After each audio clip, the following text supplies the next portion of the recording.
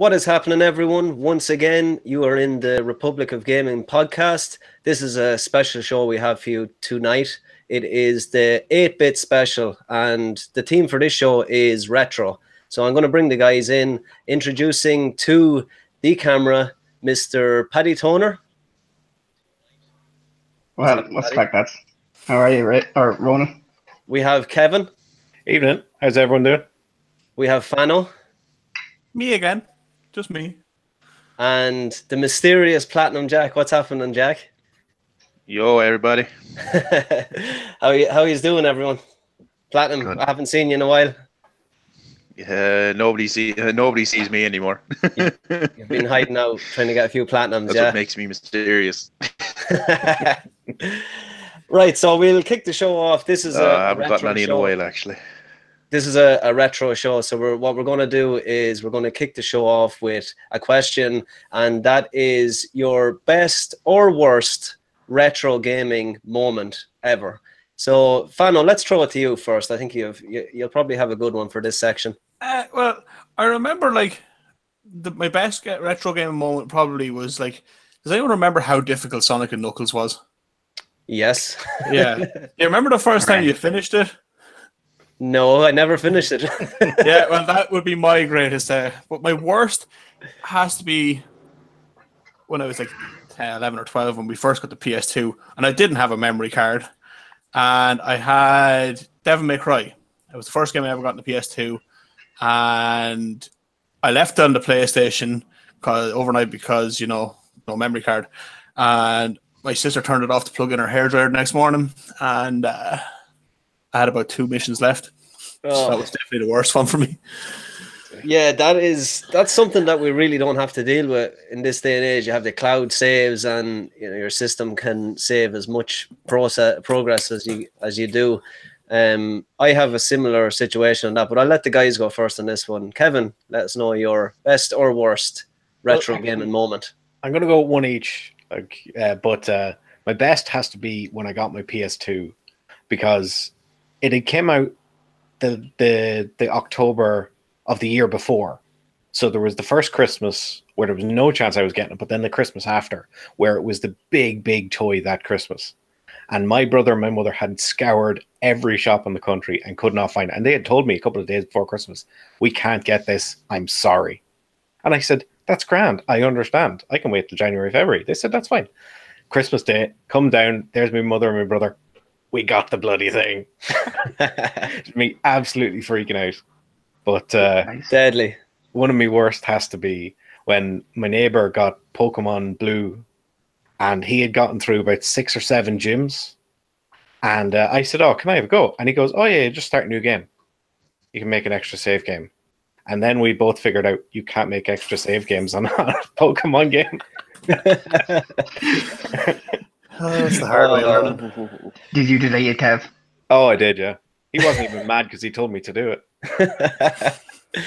Jack, let us know your best or worst moment, or both. One of my best that actually sticks out to my mind was back when and it's actually the 2 in one memory. It was back when I first played Pokemon Crystal. And it's the last tunnel just before the 8th gym leader. I can't remember the name of the tunnel. And I got 2 or 3 hours getting through it because I just couldn't find my way through. So after that, I managed to get out and I was delighted with myself. That was the best part. The worst part is I'd been playing it so much the batteries were nearly dead. And I didn't even get a chance to save it. But the whole way through it again. So did you get through it again, or did you just leave it be? Or I left it be for about a night and then went back to the next day and completed it in about half an hour. But it was the heartbreak of losing that progress and having to. It's never as special the second time around, is it? No, it's once you've beaten it once, you kind of know where you need to go and you just fly through it most of the time. The mystery is lost then. Paddy, what is your favourite gaming retro moment, or worst? Well, I don't know if anybody's ever played Super Ghouls and Ghosts for the SNES. It's a great game. Great game. What is it about that game that makes it famous? It's difficult as they come. It is very, very hard. The first level of that game is so well known because nobody can get through the first level of that game. So the best thing about that I'd say my happiest time was getting through the first level. And the way you defeat that game is getting through the whole game twice, and there was not a chance of that ever happening to me. But it was a great game. I'd say the worst thing whatever was for me for gaming was Pokemon Blue. Again, Kevin mentioned it. What happened was I got through the first 3 gyms. It was time for bed. My mother says, give us a go at that. She took a shot and finished the whole thing on me. She stayed up the whole night and played it right through. That was it. She finished it before I did. Battery's dead and everything in the game, but that was it.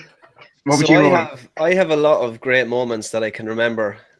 A lot of them are with actually my brother, but the one that I want to talk about that sticks out in my mind the most is playing through the first CD, I think, of Resident Evil 2. I just, when I got that game first, like I was pretty young when I got it, and I remember renting it out of a video box my mother used to work at. We used to be able to rent games and pick as many as we wanted. And I remember getting Resident Evil 2 and seeing that black case and just freaking me the hell out. And I played through it. It took me an awful long time. And I just remember every day just getting killed, going back to it again, getting killed. But I ended up getting through that first CD. And that to me was like one of the greatest achievements that I had achieved in my gaming youth years. So that's the one that really sticks out. The worst for me, and a lot of my friends will know this one, is when I used to go into my mother's every weekend, because my father was totally against gaming. So like when I was in my father's, I was not allowed to game. But one day he said, you know what? Grab the Sega and bring it over to the house and you can play whatever. So I grabbed the Sega, brought it in my backpack and set it up on, my father had this really awesome TV. Now it was one of those box TVs. You wouldn't even look at it at this day and age, but he had made a cabinet, and the cabinet was about maybe 5 foot high, and the TV stood on top of this cabinet.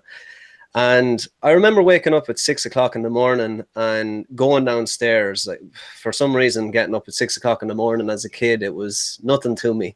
So I went downstairs and I pulled the telly forward a little bit. I had the Sega on the ground, and I pulled the TV just a tiny bit forward so I could get in and start plugging in the cables. But my father had not attached the wheels at the bottom. So one of the wheels actually buckled. And because I was so young, I didn't have the strength. The TV started to literally slide like this. And I remember screaming, and I was the only one there. And I nearly jumped in front of it. Like I would have killed myself because the weight of this thing. But it came down and smashed half of the Sega. And what was worse than getting your Sega smashed as a 12 or 13-year-old was all the player one side was broke. And only player 2 would work. So what you'd have to do to get a game is, if you wanted to play Streets of Rage, you had to set up 2-player game, make sure player 1 died, and then you were allowed to continue on. But some games didn't even have 2-player. So it ended up a case that it was just literally forgotten about until I got my PS1. But that's the one that broke my heart as a kid. And still to this day, it was like, I just remember slow motion, the TV falling off. And yeah, that was my worst retro gaming moment. The TVs were big back then too. They were monster. And I mean, I was behind it holding it, and I was putting all my force, and it was coming at the exact same pace, and it was just not stopping. And then the smash, my father woke up. He was like, "What the hell? Like, you're never playing video games again," and blah blah blah. So I rebelled, and I got my mom to buy me a PS1, and that was another great moment, is getting my PS1. So that's greatest and worst retro moments from us. We'll go to the section that we usually have, is what we're playing. Now this time is a little bit different. It's obviously going to be retro, and I want to give it to maybe Fano first. You said you were playing something before before the show. What game have you been playing retro style? I've actually been going through a couple of retro games at the moment because I just have the Sega Mega Drive collection. This right here. Oh, on nice. the PS4. But the one that sticks out, I streamed one last week and that didn't really work, and then I streamed another one. But the one that I'm most disappointed that I'm not good at is Shinobi. Okay, that's very difficult, that game.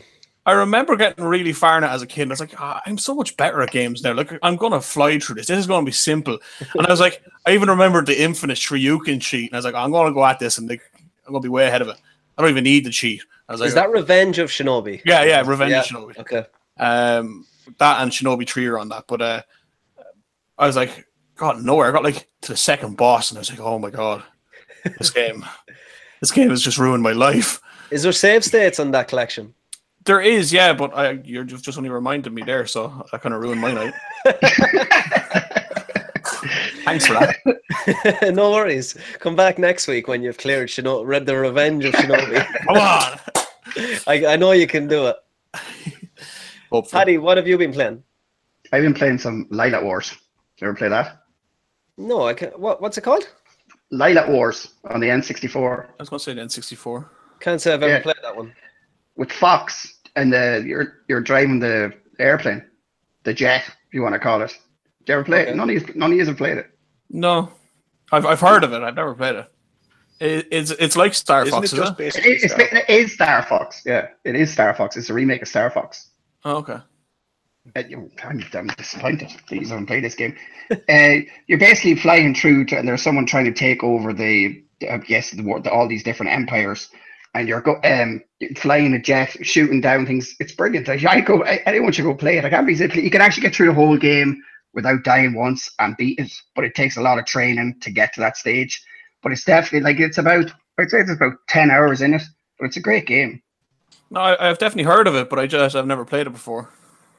Yeah, it's Star Fox set in. It's just on the N64. This is a remake.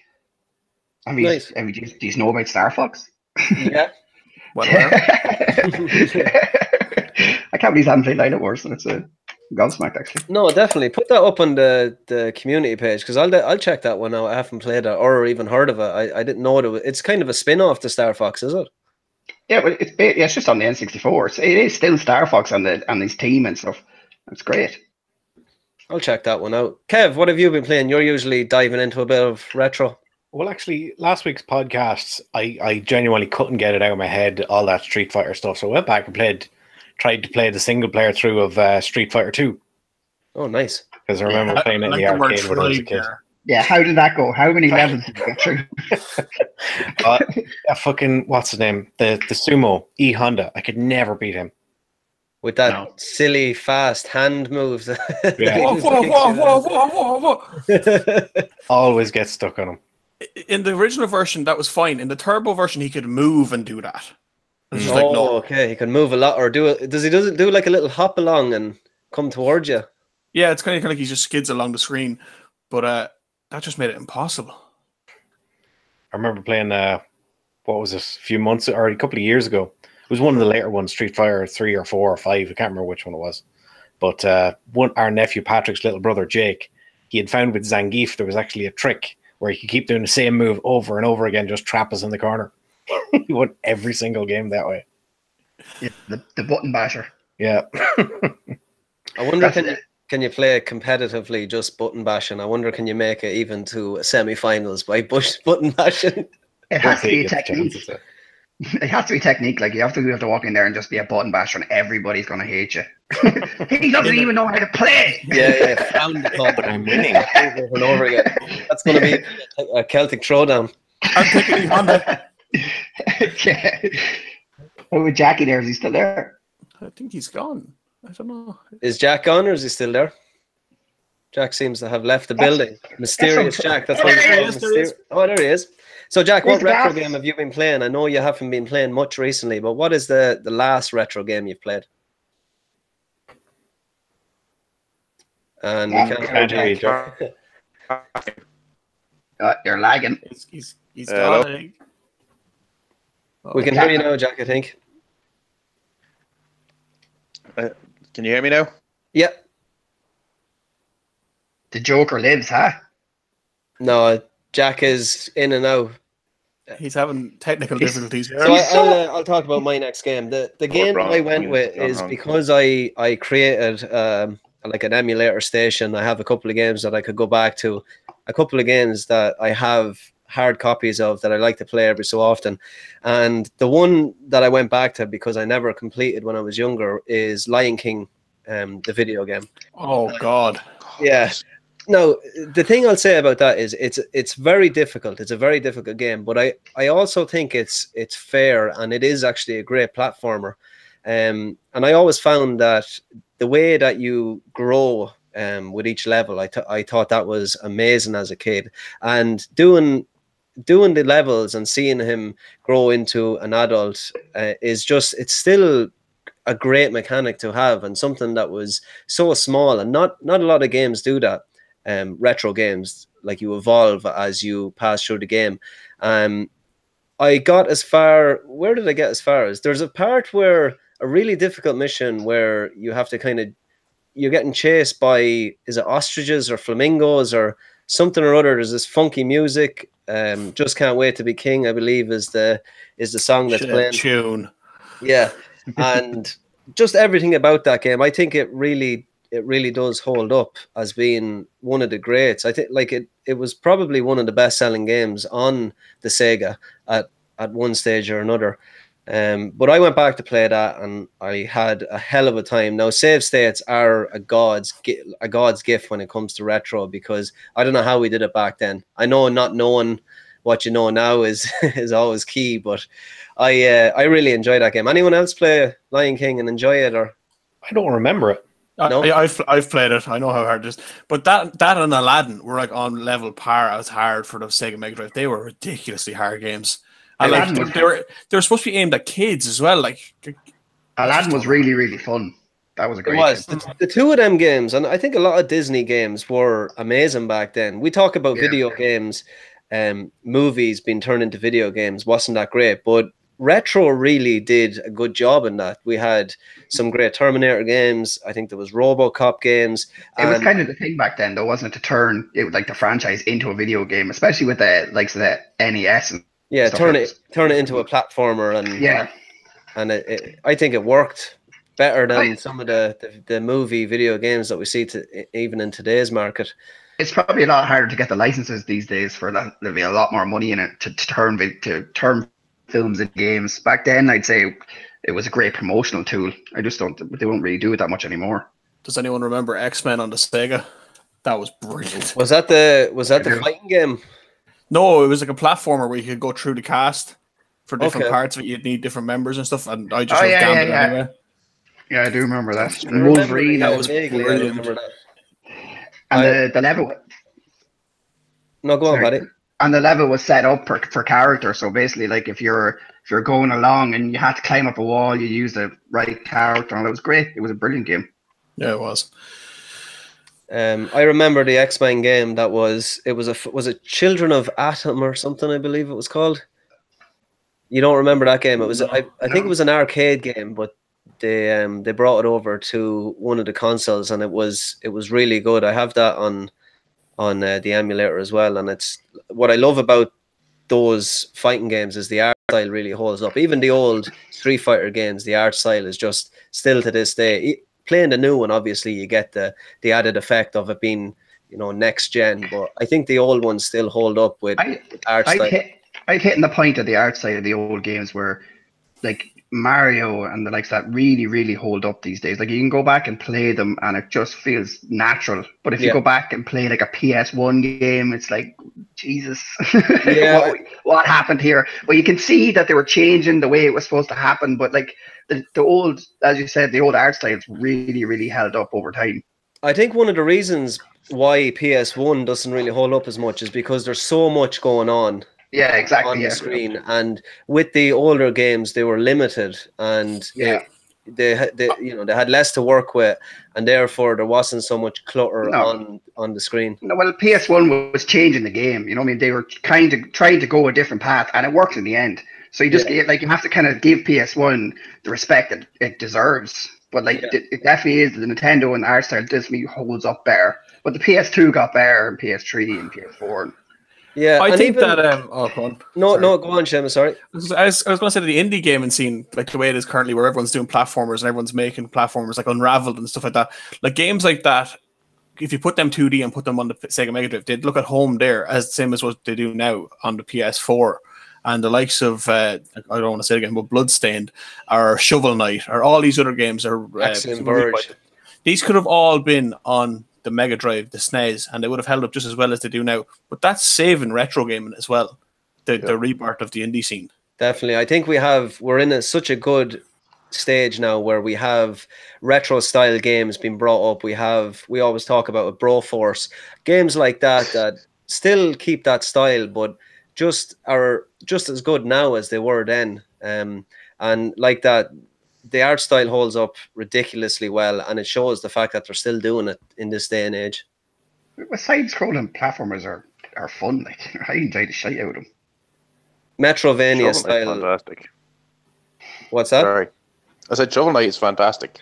Shovel Knight is one of the games of the generation, without a shadow of a doubt.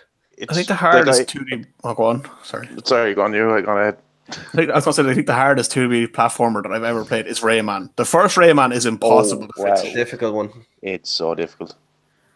Beautiful art style in that. That was actually a kind of a step forward to the 8-bit, 16-bit genre. That art style was, I think they use the exact same art style in Rayman as they did in the original. I'm nearly certain they do. They kind of just change how the backgrounds work. The backgrounds are a bit more cell shaded now. That's the only difference, really. Yeah, they have more going on, but like the core of what them games are the same, and I think that speaks volumes for that style of game. So the next bit we're going to talk about is the star of the show is the 8-bit conference, which is happening this weekend. If you haven't got your ticket, please go over to 8bitconference.com, grab a ticket there. Republic of Gaming is going to be there. We're going to be doing a podcast on the Sunday. We're just going to be talking to vendors and guests, and hopefully some of the community will come over and interact with us. And we just want to have some fun at it. We're going to go and enjoy the event as well as everyone else, but we want to have some fun with the community. Paddy, if you want to go over what is exactly going to be there and what sort of vendors are going to be there. Yeah, well, let's start. Graham from 8-bit let me know starting off the most important thing, that the special needs will have early access and they'll have a comfort zone. So that's great. And charity ICHH will be on site to collect funds for the homeless in Dublin. So that's the most important thing, obviously, at the start of the event. Next thing is to have fun. And what's going to be at it? Downstairs, there's going to be arcades. If you're at it last year, you probably played them, but the whole room is just arcade machines, and you can play thousands of games on it. And I'm going to kick someone's ass in Street Fighter, hopefully. I'm going to bash the hell out of you. Well, I'm looking forward to that. I call Ehon. And then you call Ehon. No, you're not allowed him. And then we have the museum. We used that. Who was at last year? Ronan, you're at last year, weren't you? Yeah, I was there. Yeah, fantastic. Did you get a chance? Did you get a chance to go down to the museum? I did absolutely everything there last year, and the one thing I will say about just the atmosphere seemed to be, they hit everything just brilliantly there. Everyone was having fun. What I loved most about it was there was kids there that knew more about Mario than I did, and I was like, hold on a second, what am I missing here? Like, how do kids know more about these video characters that were out, years ago? But they do seem to have a really good following there. I hope that it's going to be twice, if not 3 times as big this year. The museum is great. You go in, there's displays, and the guys that are running the museum will talk to you and give you the knowledge that them lads have is ridiculously bad. It's they did a panel as well, and I think you watched it as well, and it was just the knowledge, and I was just like sitting there gobsmacked about the stuff they came out with. They're actually into modding old NESs and SNESs and stuff, and the stuff they can do with the things. And they had like a HD NES, and it looked phenomenal, as you say. His name is Con, isn't it? Yeah, Con. Yeah, yeah, we had him on the podcast there. We had a chat with him. Really, really cool guy. Will answer any questions you have, and just enjoys being there. Oh, does he's a fanatic of the retro scene. Like that's why he's doing the game museum. They have so much stuff to see, like old collectibles that you never see. They've got, like, I know a lot of people don't like it, but the ET copies that a lot of them got destroyed. You have a couple of copies then boxed up. Like, he's some fantastic stuff. They also, what else do they have up there? Upstairs as well, there's going to be a load of vendors. We've got a big list of them here. 8-Bit Creations, which is Donna. She's very talented. She makes everything's hand created. So you get pictures. I got a Joker picture off her last year, which I still have it there in the old house. She makes everything to do with Mario. And then we've got Game Freeze. It's a retro store. I'm nearly sure she's based in, I hope it's Wexford, but she has a lot of stuff. She was at the gaming market that I had actually as well. She sells everything. If you're a retro collector, this is the place to go and top up the collection and talk to other retro collectors, because there's going to be a serious amount of vendors there. The Rage is going to be there as well. Everyone knows who the Rage is. In Dublin, if you can get to visit them, go visit them. They have a massive selection as well. Retro Ralph, my friend Amy, she's great. She has a website there as well. She has a serious collection. She was at one of the main ones last year, and I presume she's going to have a fantastic selection again.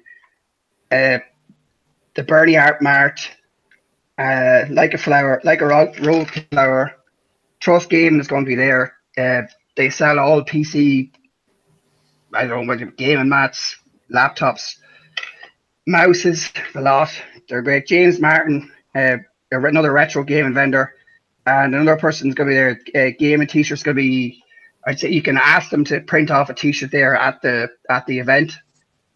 It's going to be, another thing to mention about 8-Bit is the atmosphere. To me, the atmosphere is I don't know, on par with anything. It's so relaxing. I think that what makes it such a good event is the cosplayers that are running around and having the crack with everyone. There's the Gilded Nerds are going to be there. They were there last year, put on a fantastic show, do a masquerade, do a competition. They really get involved, bring the kids up, have pictures with them, do everything that you want to do with the event, just to bring the kids and let them experience the retro for what it is. Are you going to dress up? Anyone dressing up? I'll be wearing my Republic of Gaming t-shirt, if that's what you want to call dressing up. What else to say about 8-Bit? I think they said that yes, my favorite game is going to be there, and it's not quite retro. It is Fortnite. I can feel it coming as well. I wasn't ready for it. Gamer Van is going to be on site. Paul Malone, he's going to be there outside the venue, and he's going to be able to play in competitions, duos and squads. I know it's not quite retro, but everybody wants to play Fortnite. What else? A quick announcement from me. If anyone, we'll have a. No, here comes the alpha. Right, go. We will have a PlayStation set up at our table, and if anyone can beat me in a singular game of FIFA, I will have a free t-shirt and a couple of goodies for you. So if you're out there and you think you're better than me at FIFA, bring it on. He also, I am adding this now to it, he also has to do a public apology to the person for being bet by them on the podcast next week. I'll go live with an apology and a congratulations. You have to dress up in a suit, like in a dark room with just a spotlight. Yeah. To everybody out there. What we want to get out to people is it's just about having fun, and I think that's the difference with retro and modern gaming. Modern gaming can be taken a little bit too seriously sometimes, but with retro, there's nothing else to prove out there. There's no new retro game coming out, and I think people are there because they love the scene and they want to be there to experience games that we experienced when we were younger and what got us into gaming. I want to go because I just want to go over to a stall and play some old video games with my friends. I want to be there to talk about the whole event and talk to Graham. The Allcast Irish Gamers, I'm sure, are going to be there. Forgot the boys. Yeah, so they're going to be there. Great fun as always. Really, really kind of pull a show together, I think, when those guys are there. And it's just about having fun. I want to congratulate actually Mary Carroll and I believe her daughter Sasha for winning the tickets to Ape It. They're going on the Saturday, so a big shout out to them. I hope you have an absolute blast. Your name is at the door, so don't worry. You'll be invited straight in.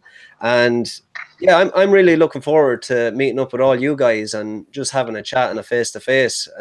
We haven't really met. I met Paddy before last year, but the rest of you, I'm looking forward to being in the same room and having some fun and playing some video games. I'm trying to get you to beat me in FIFA. Ronan, I will actually publicly challenge you. Let's challenge you on this podcast. I have never played FIFA before, but I challenge you to that match. Oh, Jesus. You've never played FIFA before. If I don't score more than 5 goals, I'll be surprised. If you don't score more than 10. And I'll use Swindon Town. The thing is, because I've never played it, it'd be even better if I beat me. Sorry about that one, Fano. Another deep burn. Well, I forgot about the fantastic Allcast. I'm sorry for forgetting about them, but I can't wait to meet the boys. But there you go. There's so many people there, and so many people want to be a part of this event. Petzo was on, I believe it was last week or the week before, and he said that this is one of his favorite events. And he's been at a lot, he's hosted a lot of those events. And for him to turn around and say, this is his favorite one, you need to check it out and you need to be there. And I will say to anyone that is there, if you see the red t-shirts, come over, get a picture, post it up in the community. We want to build a community that people can have a chat with us. We're not superstars by any means. We're just a couple of friends that love playing video games. And we hope to meet you there and have some great fun. Except for Fano, you need to pay to talk to Fano. Yeah. It's a show. He's at the door. Yeah, I'll hand out tickets. It's a show in itself. It's a show in itself. Fano will talk to you, he'll ramble on, you get sick of him, but he's all right. You're like one of the guests that come pay for a selfie. 20 quid for a selfie. I'll take a picture as well. 20. Well, that's it. Go to 8-bit, and I can't wait to see all these there. Yeah,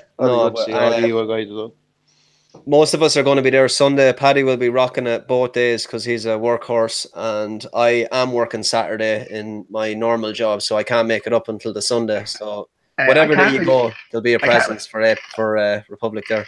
I can't really say like going down playing games and talking to people it's a workhorse, but like I'll enjoy it. If you want to call it work, I don't pretend it's work. He's going to practice FIFA for the Sunday. That's what it is. That's what I do. He wants to win that T-shirt. I'm gonna rig the controller that I give him. Yeah. Who's in the Republica game and FIFA tournament with you in the final?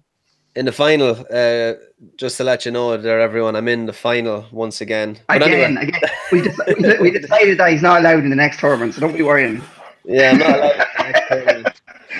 No, shout out to a good friend of mine, actually, John Hart. I grew up with John, and he bet Derek Grimes in the semis to go on into the final. So I'm against John Hart.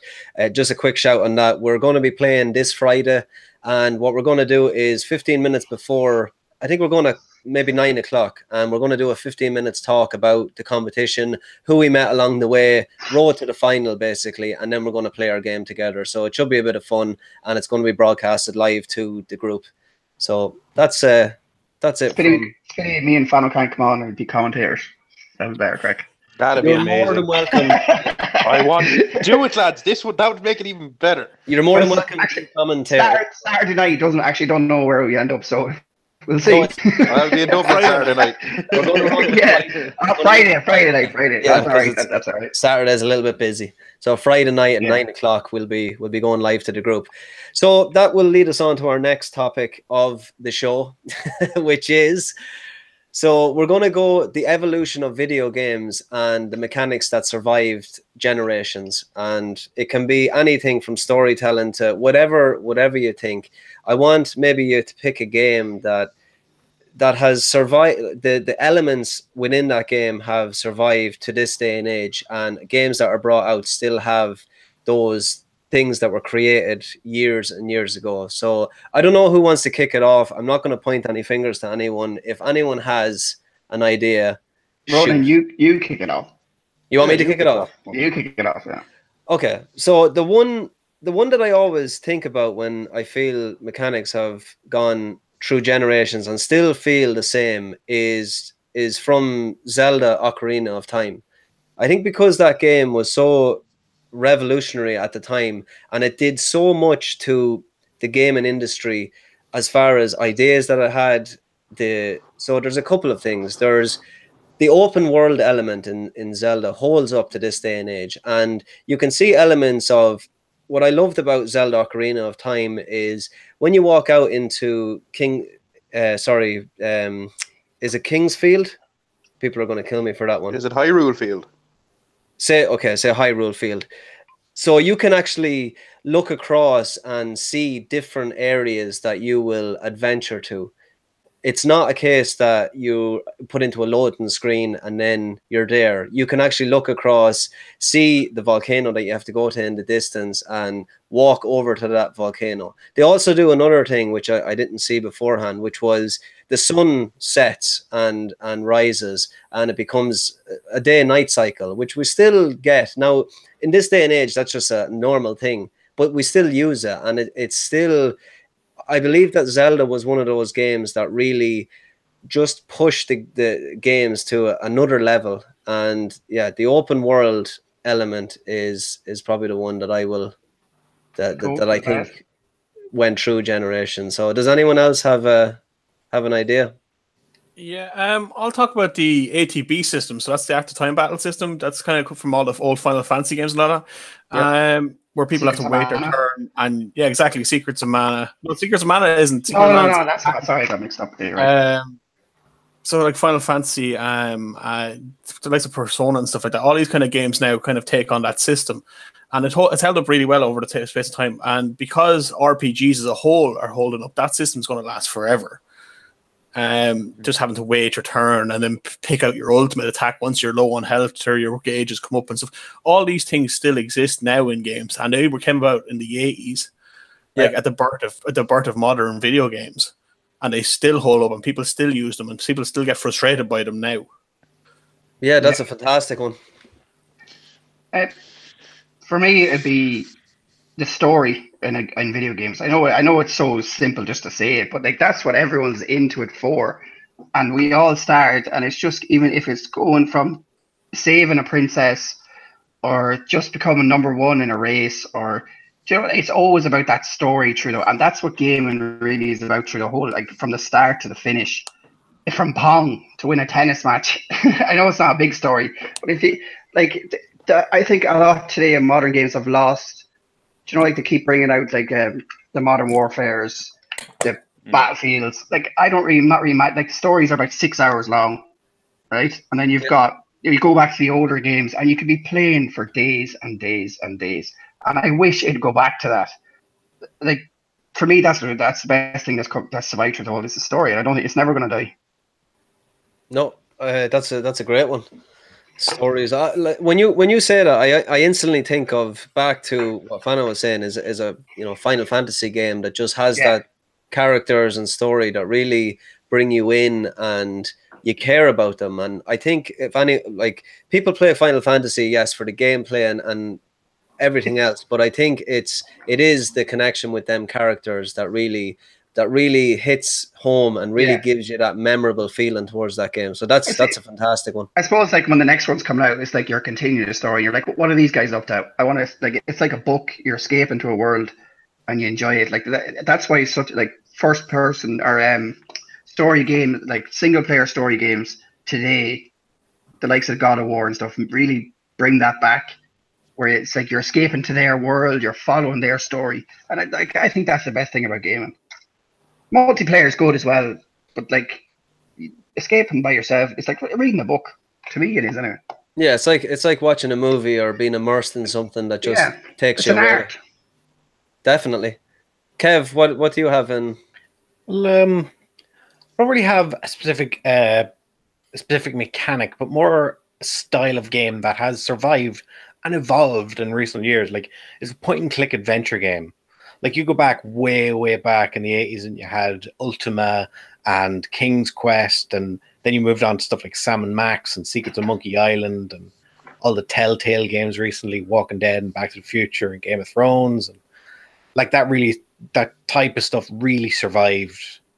But it's in recent years kind of evolved as well into its own thing, like a game so-called a walking simulator, like really story-heavy games, especially Quantic Dream games, like Heavy Rain, Beyond Two Souls, and most recently Detroit Become Human. Like really story-driven games where you have to really search around to find what you need. Yeah. You know? Yeah. Definitely. Jack, if you're there, I'm still here. what do you reckon has survived through the ages? With the fact that Fano has said the ATP system, you've said the open world, and Paddy said the whole story.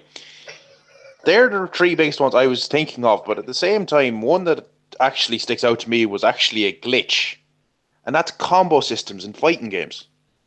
Okay. Yeah. Yeah. That was originally a glitch. I think it was in one of the Street Fighters or something, I think. I can't remember exactly what, but it was originally a glitch. Combos weren't originally allowed or put into fighting games, but now all of them rely on it.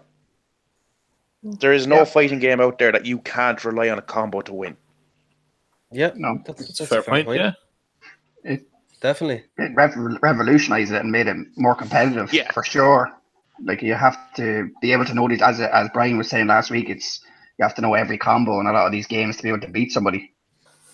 And you need to know every combo of every character just to really make yourself to be able to compete at a high level. Yeah. Yeah, definitely. Another one that I had just there that I thought of it when you guys were chatting is checkpoints in games seem to. Now I know we didn't always have it. It was a case that before memory cards, but I believe like at the start of the memory card or the saving process, we had moments of getting to an area and you hit that checkpoint and it's a feeling of never having to go back through that last level. And I know that's not totally retro, but before that we had passwords. Interrupt you. Exactly. That's what I was just about to say. Okay. Where you'd finish a level and the game would give you a password. I totally forgot about that, actually. That's deadly. That's a great throwback, actually. Do you remember Earthworm Jim? Yes. What a game. What a difficult game. Do you know what game I'm after thinking of with passwords? Pandemonium. Okay. That was one tough game, and there was no save points. It was all passwords. Did Grand Theft Theft Auto Auto 1 game. have passwords, or am I thinking wrong? No, I think Was that cheats? Yeah, cheats. Passwords Yeah, for cheats. Hang the DJ was the password. Yeah. I think you put passwords in for cheats. That was the original GTA cheats. So is actually there's a funny one just to counter it. Are cheats something that we've lost along the way, or like you don't really hear of people cheating anymore? I think GTA is kind of can you cheat in the new GTAs? I think you can.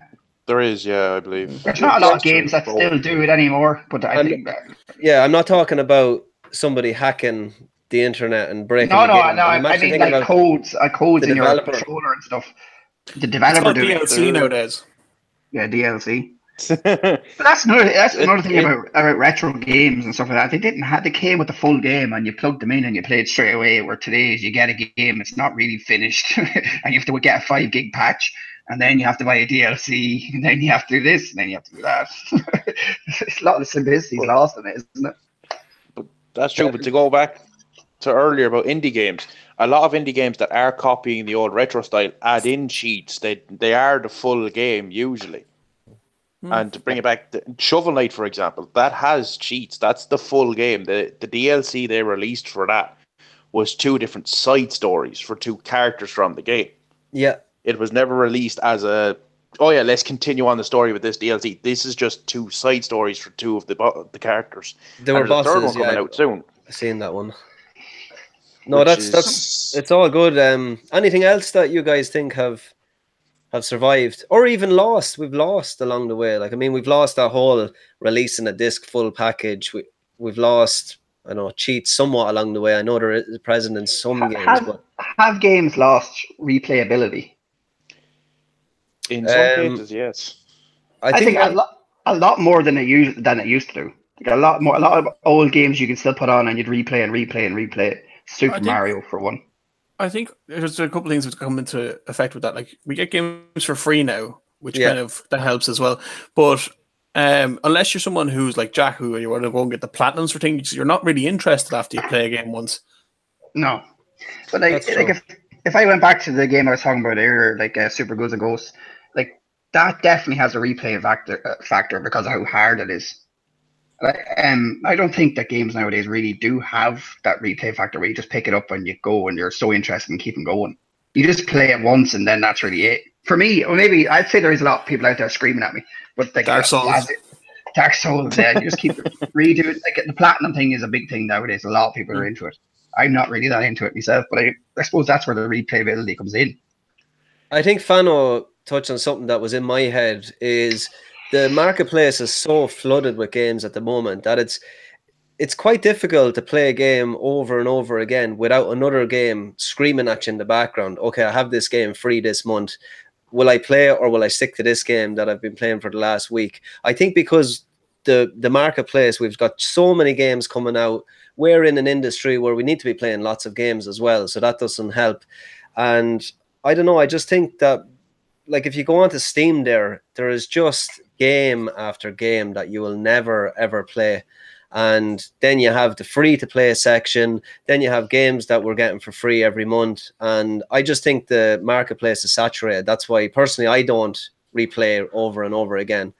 But yeah, it's another great point. We've also lost booklets. Yeah. Oh yeah, that's a fair one actually. That is a good one. And demo discs on the front of magazines.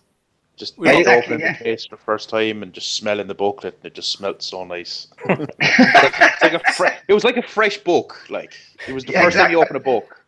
We've lost memory cards as well. Yeah. Well, they're built in. They're massive now. Is it counted as a memory card if you have an external hard drive? Yeah, I suppose it does. It could. We could. Unless it's on a competitive level anymore, you don't have LAN parties or anything like that anymore. Everyone just is online now as well. So that kind of takes that, you gets you to go over and sit beside someone in multiplayer on the same computer, or bring your computer to a place and play fucking Doom hooked up together and shit. All that kind of localized community for playing games is dying out very quickly. Yeah, but even like sitting beside your mate playing multiplayer on the same console is dead. Yeah, but that's what I'm saying. Couch co-op is gone. Yeah, couch co-op is dead. Like LAN parties and stuff kind of happen. There's no golden night till 9 at night, and your ma coming in bed now, giving out, going, "You have to go to bed now. You have school in the morning." You're like, "No, but I have to beat him. I have the golden gun now." Yeah, but how good was that game, GoldenEye? Like, you go back and you sitting there playing with your mates, four of you sitting in the one place playing against each other. Like that was some of the best nights. Yeah. That I ever had. Anyway. Like even like the wrestling games I used to be able to play. I used to have some crack on them. The wrestling games were phenomenal.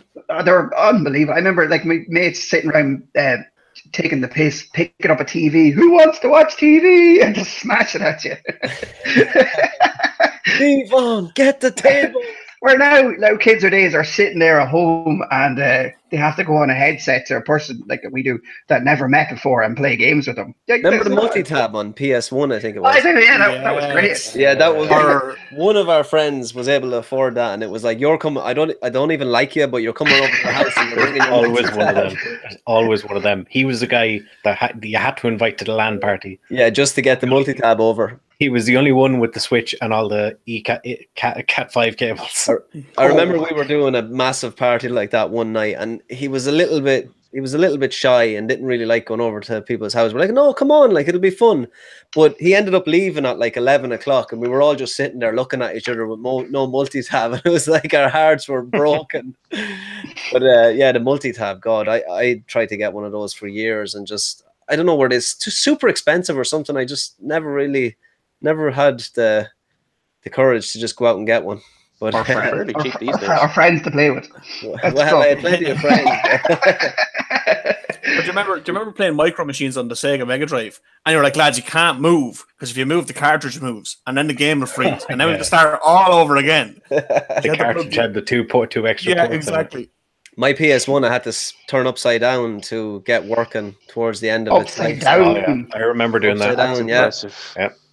It used to, because the laser was away from the disc, if you turned it upside down, the laser would actually get closer. So, Scratch your discs.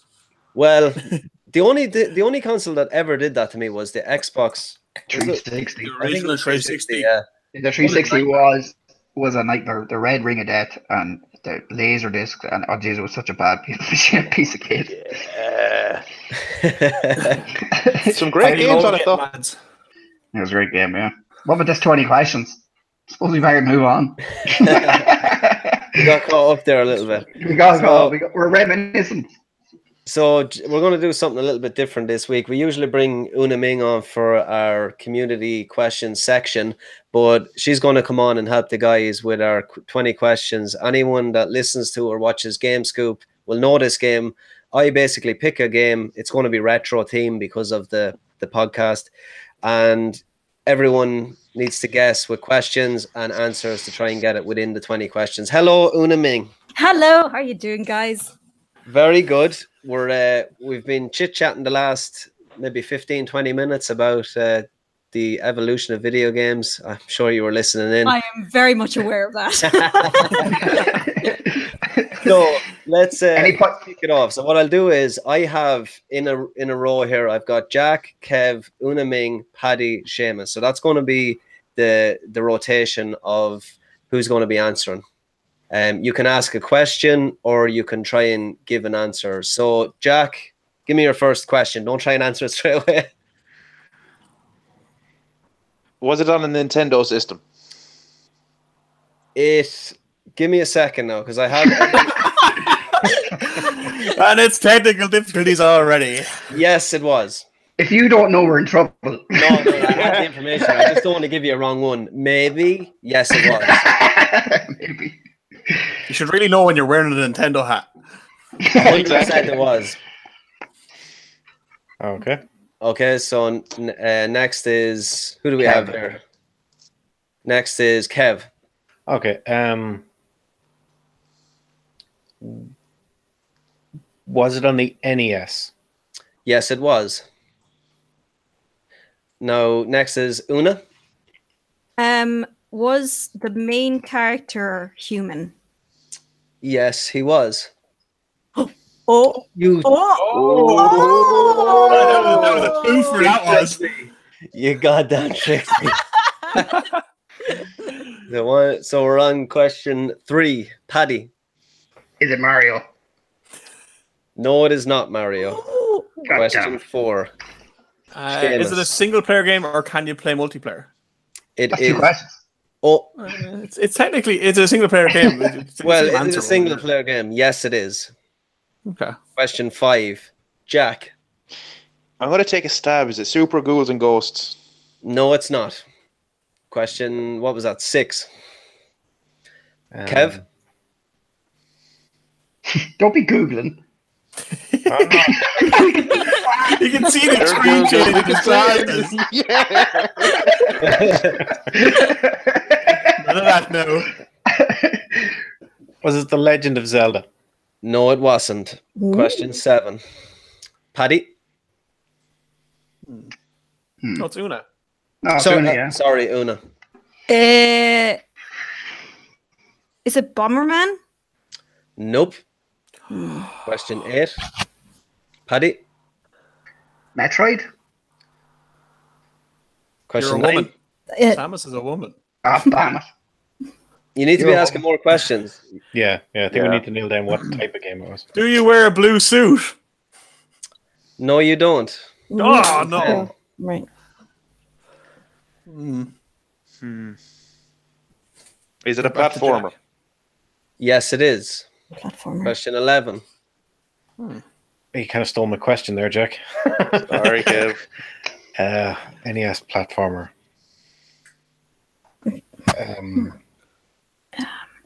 A little hint for you, okay? Because you're probably No, you're, don't you're do probably it. all stuck on NES. It was not the only system that it was released on.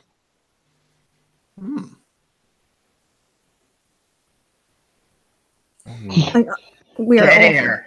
Dead air. Give us Who are we another on? clue. We're on Una Ming, is it? No, No, it's okay. me. I just can't think of a question, to be honest. Was it a Turtles game? No. Question 12. I think it's supposed to be human. I would say Mega Man, but you said he wasn't in a blue suit, so is it known to be one of the best games? It would be pretty well up there with being. Let me give you another hint. A lot of people would have memory of this game, Okay. like huge memory. We have some guesses coming in the chat already. Anyone with some good questions in there? No, they've made guesses though, but that would take up the 20 questions, I guess. Okay, so who's next? Paddy? Are you a spy? Are you a what? A spy? Yeah. No. Damn it. 13. Seamus? That takes another one out of my head. Damn it, we're supposed to be Has it franchised to future generation consoles? No, it hasn't. Oh. 14. Jack. Crap. Jack. I feel like you've chosen a hard one. So what do we know? Let's go through it. We know it's a single player game. We know it's a dude you use. We know it's on NES, but it was also released on other systems. NES was not the main system for this game. It's not the one that's remembered for. It's not the ones remember. And it's a platformer. It's a platform game. Why don't you go with... I don't want to tell you any more hints. Ronan's like, I'll just give it to you. Was its main platform on the N64? No. Oh, God damn it. Many questions that? No, we're That still is in. number 15. Kev? You said it was on a different system. Is the system Systems, I will say. Systems. Is it of the same era, or is it one system then the sequel era? Is it of the same era? It's of the same era, yeah. Yeah. So we're Nintendo talking... and Sega, and maybe something else. Well, no. If it's NES, then you're talking Amstrad and Commodore and the Master System. You're not talking Mega Drive or SNES. Well, That's true, okay, yeah. I'll give you this one, okay? It was most well known on the Mega Drive. Well, then your last answer was wrong because they're two different eras. Well, I would have considered them the same, but that shows my lack of knowledge. Apologies. Genesis. Genesis. Okay, I'm going to use one of the people in the comments answer to see if they're right. Oh, no. Yeah. Was it Aladdin? Who got that? Aaron, I think, got it. It was Aladdin. Good God. Hey! Literally. Yeah, but like, I was literally going to say, is there a cartoon involved in it? That was my question. Fanny, you you go. mentioned it earlier on in the podcast, and I was like, oh God, I can't use that one now. There you go. Well done, Aaron. Well done, Aaron. Well done, Aaron. Well done. well, God damn it. The brother strikes again. At least we got it, okay? Yeah, we got it. We got it. Well done, Una. We got it. Take all the credit. That really threw me off. Aladdin was not in my head because it was mentioned. I was thinking, did he say that was the game he was playing a few this week? I was getting mixed up there. Lion King. It was Lion King. Yeah, He said the Lion King. That Yeah, and pain then in the arse of Fano the said game. Aladdin. I was like, oh God. A little bit too obvious, and then it totally threw you off. So it worked to my advantage. So what about our questions for the week? You know what I mean? Oh my, we have absolutely loads of them actually, but we have a bit of mix of things. I just want to do a little fact checking that we have here. You're talking about Lilac Wars earlier, so that was Star Fox 64, and then it was changed in Australia and Europe to Lilac Wars. It was a reboot of the original Star Fox, and the only game in the Star Fox series to be released on the N64. Ronan, you were talking about X-Men Children Atom. It was an arcade game that was produced by Capcom and released on the CP System 2. Nice. And it was the fighting game produced by Capcom using characters under the Marvel Comics. That's license. awesome. You were also correct, Fano, with Hyrule Field. That was the right one. And also with GTA 5, you're talking about cheats. So you can use cheats in GTA 5. I never knew this because I never did it, because I just thought that you could just play the game as normal. You can use the cell phone and the button cheats for those. I can actually remember, the GTA San Andreas. I could probably still do them cheats. If you put the controller in my hand, I'd be able to do it. I could do that with Simpsons Hit and Run myself.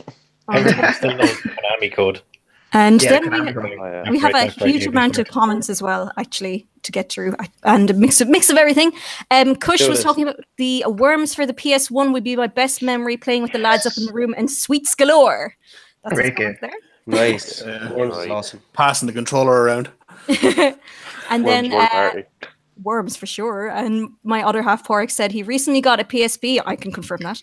And I've got all the 8 and 16-bit emulators on it. It beats Super Mario 3 and absolutely loved it. The Lost Levels is the trolliest game I've ever played, but I can't put it down. It is. Nice. It really is. And I remember if you had the Super Mario Deluxe on the Game Boy Color and you finished it, you unlocked the Lost Levels as like a extra thing in it. Yeah. I mean, I've heard him cursing quite a bit, so I presume that it's quite hard. Upstairs. Yeah. It's quite mad that they couldn't release that over in America because they thought it'd be too hard for the public. Yeah, Oh, it was really? a redo, wasn't it? Yeah, that was the reason why they did it. Yeah, Yeah. they reskinned. Is it Super Mario 2 or 3? Yeah, they Yeah, reskinned it's another true. game to be Mario's Yeah, Super they Mario. 2. reskinned it to make it an easier game for, I suppose, the European and American market. Yeah. That's madness. Yeah, no, and also from Pork, actually, he says that played the Lion King on the Master System. It's because of that game that I thought pause was spelled Paws. Do you remember that, guys? That's a good one. That's a good one. That is good, actually. That's the way I spell it. We're just going to change it Paddy, now. that's just awful. Oh my god. Booley says that Earthworm Jim was unreal. That was a hard game, though. It was good, but it was super difficult. Yeah. Never played it. Then Ray has said on things we have lost, going back to that point, demo discs. We have lost demo discs. I got so many games because of demos, and some games I would never have gotten into otherwise. Yeah. Yeah, 100%. Tony Hawk. And now I'm telling you guys, this is quite a long list, so we have quite a lot to get through. We can But- give time to the community. It's okay. They're great anyway. Ray also says on mechanics that have lasted, he's talking about GTA here, the fact that it changed nothing really about it, a few graphical changes with each iteration, but the game still stays fresh and enjoyable from the first one. It's a game for me that revolutionized open world gameplay with non-linear gameplay, which is so true. Yep. That's great. And on immersive stories, Kush says, not quite retro, but still on just immersion in general. Journey gave me one of the best escapes and memories out of all the games. Fantastic indie game. I totally agree with that. Music is class as well. But so good. It's such a great name. And without any actual voices or anything, it's amazing. And then Pork says, the first console with immersive stories for me was on the PS1 with Legacy of Kain and Metal Gear Solid. Oh, Soul Reaver, such a good game. Nice. Such good games. And then we have questions, finally. Right. Ray asks, if you had to save one retro console and it destroyed the rest, what would you save? Oof. SNES. Yep. Mega Drive. I'm Why going to so? go Mega Drive as well. But why would you? Sonic's better than Mario. I said it. Oh. I'm with you there, fella. What else? What else is on the Mega Drive worth saving? Aladdin. Aladdin. Yeah. If Lion King. Shinobi. Shinobi. Mortal Kombat with blood in it. Yeah. Lion Cool King. Spot. Cool Spot. Lion King. Lion King. EA Sports doubleheader. Who had it? It was great. Hockey and Madden. Oh Everyone yes, had it. that was class. Thanos just reading the boxes that are in front of him. Yeah. FIFA 97. So you can run away from the ref. FIFA I was like- 97, the best iteration of FIFA ever. Fan was like, I'll be selling these games this weekend. Is that the one you could run away from the ref and knock I out? don't know if it's 97 or if it's like. No, It's FIFA 95. 93 was the one you could run away, wasn't it?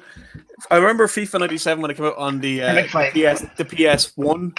It had indoor football in it. Oh yes, you could bounce it off the wall and pass to yourself. Yeah, Class. that was brilliant. If I would It say, Oh, sorry, go on. No, go on. I was going to say if it's considered retro, I'd save the PS2. Yeah. It's considered retro. That way you can play PS1 games and PS2. That's a good point. Oh. Yeah, that's good. Or the original PS3 when they first came out, the release ones. You could play 3, 2, and 1. Oh, that was They're tasty. really rare though. Yeah, I Yeah, know, they're but I meant just to be kind of want to very- play Warhawk again. It But cost they're you meant to be your very leg. finicky. Mm. They were meant to have died as easily as the original Xbox 360s, from what I've heard. Oh, really? Ooh. We actually have 2 more questions. And just to confirm, it was FIFA 94 that you could run away from the ref, just randomly. Oh, God damn it. Aaron has a question, which is, okay, right. Anyone got a retro game that they hate? He says he hates Zelda, he hated it then, and he hates it now. He didn't specify Wow. which Zelda. I'm sure he's on about Ocarina, more than likely. Yeah. Which is wrong. There's no right or wrong answers, but you're wrong. That's a good question. For me, it'd be Castlevania games. I could never get into them. What the? Yeah, The shock. Eject. Get out. very frustrating. God, the Barbie games. Or Did you play that? What? no, not that I talking- would have played them, but it was one of those things. Like I have nieces and nephews, and like as I was coming Yeah, up, yeah, and they yeah. started to like move into my house and play games and stuff. These things were always just kind of laying around. I was kind of like, no. Then were the Toy Story games. The Toy Story game was impossible. It was That great, was- though. It was a That great was very game. I tough. hated it. What was a good Toy Story game? Toy Story 2. That was a good Toy Story game. Yes, I agree wholeheartedly. Aaron wishes the whole Zelda franchise didn't exist. Apparently so. Seems very. Actually, you did say that. Yeah, you just wow, pretty adamant. Well, we just all E.T. jump was into- pretty brutal. What was? The E.T. game. There was a reason Oh, why yeah, it was yeah. buried in the Oh. desert, and it should have stayed there, to be honest. Oh yes, that one. It nearly took down gaming. And I will say this, and I'll get a bit of hate for this, but Battletoads as well. That game can eat. You know what? Out of you know who. Oh my god. I've got one that's going to get a lot of hate, and it's more so because I just never could get into it. Sonic. Oh my God. I'm gone. Sonic, why'd you hate Sonic? It's not the case that I hate it. I just could never get into it. I could never get the hype of it. Like I enjoyed Sonic Heroes for the PS2, but that was as far as my whole enjoyment in Sonic went. I've only ever enjoyed 2 Sonic games, and that's the first 2. Mhm. And so that's after that I hate. I don't even talk to me about that Sonic Underground 2, the one with Shadow in it. I can't even hear that song without flying into a rage. I Or could Sonic never Adventure get into, and everyone is going to hate me here, Final Fantasy. It's grand. No, Well, I mean, I'm not going to hate you for it. I totally Yeah. understand because they're long games. It's not just so long. It's the turn-based systems and stuff like that. I just don't get that. In all honesty, Paddy, all of you know that I just can't get into 7. Yeah, that's just the turn-based thing that really puts me off. Everyone's gone quiet. Let's move on. No, that's I can understand that as well. I can understand it with the turn base and stuff. My brother is the exact same. He's like, why do you look at people like choose attack and then the attack? Like, what silly crap is that? But it's more of a tactical thing, I think, with Final Fantasy, and people don't really like, turn based, and that's a totally valid point if you ask me. Yeah. the only good turn-based game is Pokemon. Oh, who said that? Wait, who said that? Well, unless it's Pokemon Let's Go, of course. But No, Pokemon is turn based at its most basic level, no? Yeah. Yeah, it is. Like I think there's like there are 2 different types of turn-based. The one I prefer is where you actually get to think about what you're going to do. The second, the active turn-based, I hate because it's like you have to move like really fast. is that before you Final move. Fantasy 12 or I'm not was too sure. 13 There- active? You could choose active on a lot of them actually. Yeah. For 9, you could choose active. I'm Oh, pretty yeah, no, I get you. It's the one Yeah. where you have to choose the decision within a time limit. sure. Yeah, Exactly. Yes. Yeah. Oh. Yeah. And I Well- know. Yeah, 12 was the one where it was more real time and you got your guys, you planned out what you want your guys to do. That's the one I actually really enjoyed. 12 was good, and then they Gambits, went to wasn't it? 13. Yeah, Gambits, exactly. That's Gambits, what it was. yes, that's right. Yeah. Do we have one more question? We do have a question. Unfortunately, it's not quite on retro, but it's from our good friend Dave. And he asked the whole group, who is better at Fortnite, Paddy or Dave? Yeah, but see, Sit back, the thing about this is, you come onto my show.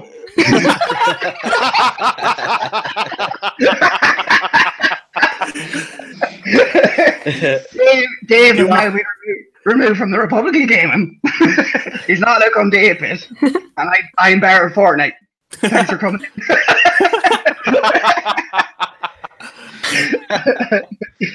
Anyway, we're doing the shout outs, yeah?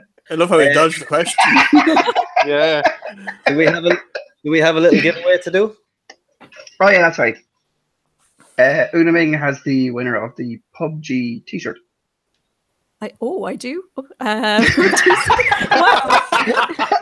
You didn't give me a warning about this, Mr. Patrick. I have the answer though. Yeah. The t-shirt is Shane Porter is tonight's winner. Yeah. Nice. Congratulations, Shane. Well done, That Shane. was. It's very, very warm.